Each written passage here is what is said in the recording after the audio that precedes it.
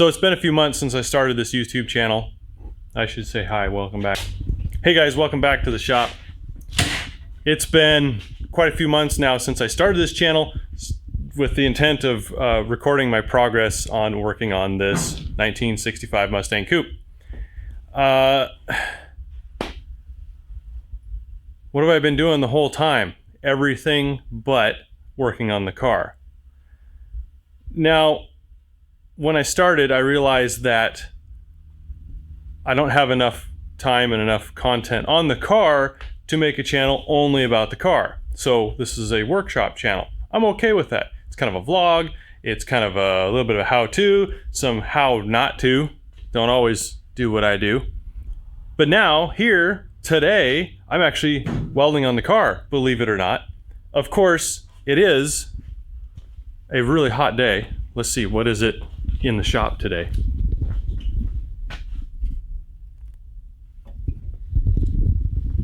That's great. I'm out here welding with just a t-shirt. Someone's gonna tell me I'm nuts for welding in just a t-shirt, but it's too hot to wear a sweatshirt. I don't have sleeves, the welder sleeves. If anybody's got a link to a good lightweight welder's sleeve that doesn't make you sweat like a pig, leave it in the comments. I think I would like to get a pair. So, where are we at? I'm picking up where I left off this many years ago. I don't remember. It's 2023 now, and I started working on these wheel tubs in 2017. So I started with a wire brush by hand, and I typically like to do that because it gives me an idea of, you know, what's here. Was this panel loose? Yes, it was. I don't know, something about trying to do something by hand first kind of gives you an idea of what you're dealing with. And then I got that little sander out that I really like, the little 90-degree sander, but it just doesn't get into these corners, and I don't have a tiny wire brush for it. And then I got out the big grinder. That worked pretty well. Got most of the junk out. Good enough to weld and get this set in place.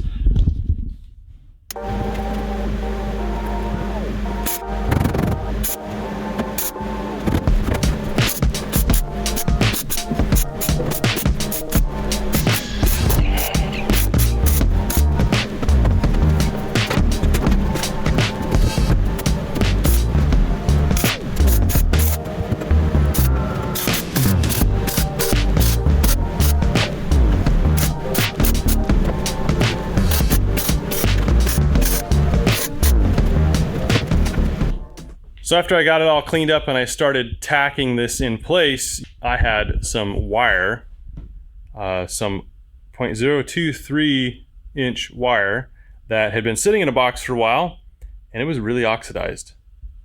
And I was a little nervous about that to start with because I had a roll of 030 wire a while back that had sat for a long time and had oxidation on it, and it did not feed well, and it would keep getting caught, and then you'd get a bird's nest in the welder. So I was like, well, I'll be careful, I'll see what happens. If I need to, maybe I can take some layers off of this spool. And I absolutely had to do that. I think I had 4 times where I had to fix the wire in the welder.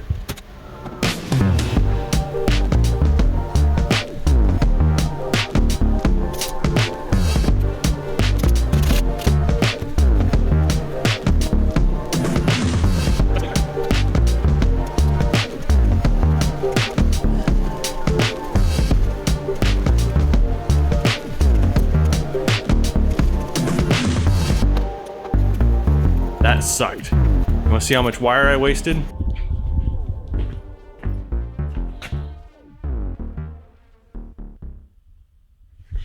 I thought I was smart rigging this up in a drill to wind up the wire quickly.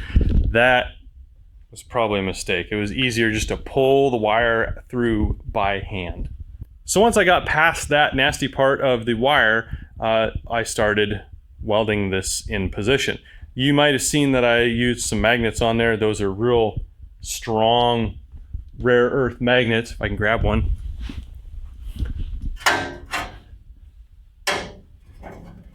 They're the type that you don't let them collide with each other because it will break chunks off and they will go flying across the room.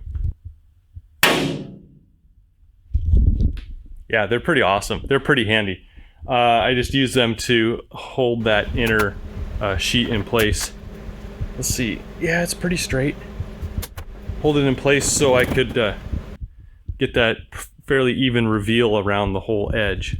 These wheel tubs were inspired by some pictures I saw online on a forum like Muscle Car Forum or maybe it's a Pro Touring Forum or something, but these are real square blocky wheel tubs because I'm not a sheet metal guy. I got to keep it simple. So I think we got 16 gauge side panels. Let's see. 16 gauge side panels and no, 18 gauge side panels and 16 gauge wheel well material. So these have just a little bit of a 1/8 inch or so of a reveal there, so I can get tacks on there. I kind of like that look where it's just overhanging a little bit. I'll bring the light over here and you can see, oh, that's not bad. It's all tacked on this side. And I have short welds on the inside, the tire side. And then the seam seal that I buy is more like glue. And these things are not going to vibrate. If they crack, I'll be surprised because they're not really a load-bearing section of the car. I want them stiff just because they'll add rigidity to it. And they're not pretty, I'll admit that. But this is more a race car. It's not a show car. I like car shows. I don't like how do you say it? I like going to car shows, but I don't like car show snobs. I don't like people that are like, it's not original, it doesn't look factory, it's not spot welded, it's stitch welded, it's, you know, and other people are gonna be, it's not full seam weld. You need to weld every inch of that seam. I'm like, no, not on this I don't. So, whatever. You can leave your opinions below if you want. Unfortunately, I didn't plan very well. This was rusted out. So I added this tail piece onto my rolled section. I don't know if I'm regretting it or not, but this steps down.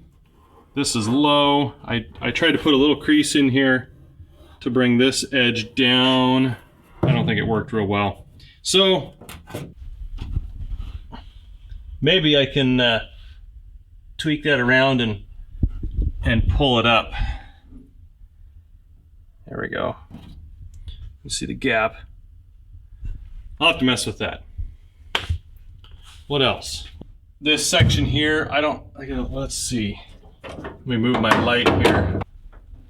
Okay, I did weld over here, not a lot. A few welds. I think most of my welding on this seam here was on the opposite side, inside the wheel well. So we'll probably do the same thing over here. I'll weld where I can in a couple of spots to keep it from moving, and then I'll do most of the welding from the other side.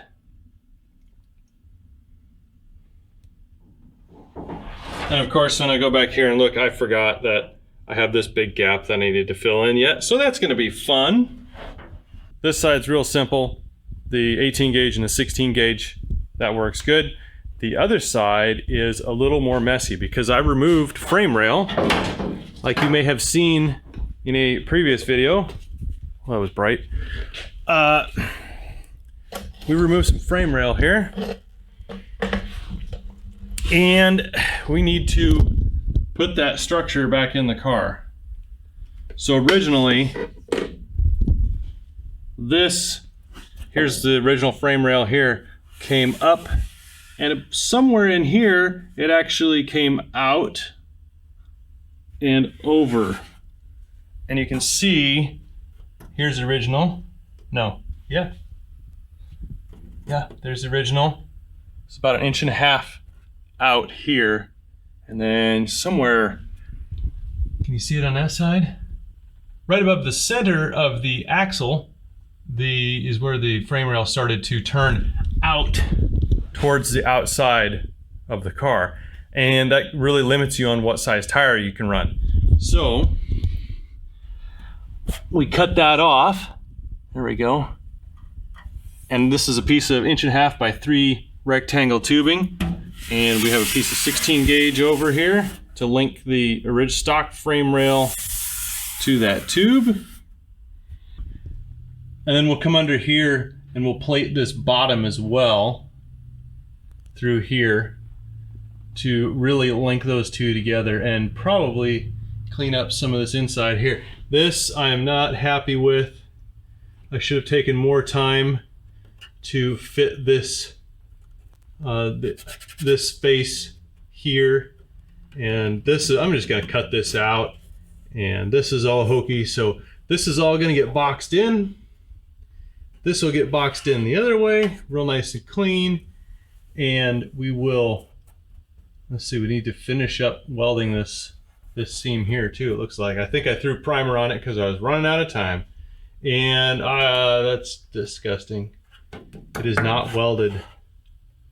Or wait, did I weld the top? I think I welded it there where there was already a hole. I don't remember where the rail, it's right there, right? Maybe I should put some holes in the top and weld down. Yeah, we haven't done that here yet. Yeah. We got some more. Yeah, we got quite a bit of work to do on these rails yet to box them in. Yeah, the side's ugly too. So I definitely want to have that cleaned up, and we don't want that to be compromised because we're going to land a roll bar back here. Might land one bar here. So we've already got a pad. I think that's a bumper mount.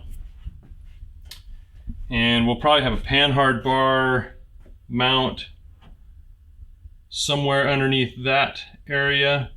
So we'll probably land a short leg of the roll cage there. Did I say roll bar or roll cage to start with? It's getting a cage. It's getting a fairly extensive cage for a street car because I want the chassis to be stiff, and these things are like, they just flop in the wind. If you've ever taken a 50s, 60s, even 70s car and driven it hard through the corners, you can feel the whole thing flex.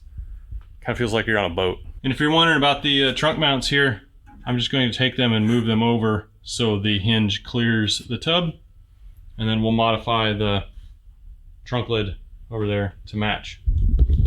Try and keep it simple, try and keep it easy as possible. The less time I have to spend doing sheet metal work, the better. I'll enjoy the whole project more. I'm looking forward to the roll cage, to getting the axle narrowed and getting it hung up in there with the 3-link suspension, and getting the engine torn apart and rebuilt and fit in the car. There's lots of people that like body work. I'm not one of them. So that's, let's see. So the goal here is to get working on, so the goal is, what am I doing? So I really want to get this project rolling. It's taken a long time to get to this point. Right now, I'd be happy with getting this wheel tub all tacked in, getting this back tail section figured out, what I'm going to do, cut out, or maybe cut this out, or what. It doesn't have to be beautiful, but it can't be ugly. That's kind of the theme for the whole car. It doesn't have to be beautiful. It can't be ugly. What's a better way to say that? So I hope to spend the next few episodes in the shop working on this. I got a different episode already queued up for editing, so there'll be an oddball in there. What am I saying? They're all odd. There's no consistency yet. This is still a workshop vlog that wants to be a car channel. Hey guys, If you liked watching this, stay tuned for more in the future. Subscribe, leave a comment, and we will see you next time. Thanks.